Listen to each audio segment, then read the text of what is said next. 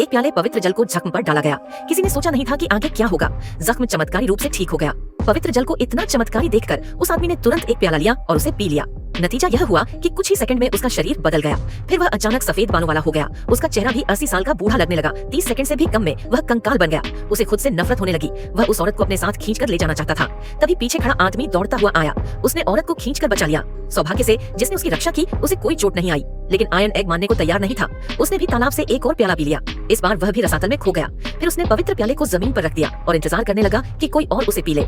30 साल बीत गए। गुफा अब समतल जमीन में बदल गई थी, लेकिन किसी ने नहीं सोचा था कि पवित्र जल अभी भी रसातल में मौजूद है। एक आदमी जो रेगिस्तान में 3 दिन भटक चुका था, जैसे ही खड़ा हुआ प्याला सफेद हो गया। अगले ही पल वह आदमी क्रिस्टल में बदल गया। उसका दोस्त यह देखकर राख बन गया। शियाओ हेई ने कुछ नहीं सोचा। वह सीधा पवित्र प्याले की ओर गया। वह मरना चाहता था। वह रसातल में गिर पड़ा और अजीब बात यह थी कि वह क्रिस्टल में नहीं बदला। असल में शियाओ हेई एक बहादुर योद्धा था। फिर उसने पवित्र जल पिया। जब वह रसातल में 2 घंटे तक पवित्र जल का आनंद ले रहा था तो अगला चमत्कार हुआ। उसने जमीन को छुआ और वहाँ से घास उगने लगी जो जल्दी से चारों तरफ फैल गई। जल्द ही पूरे स्थान को भर दिया। तब शियाओ हेई को समझ आया कि वह एक सच्चा इंसान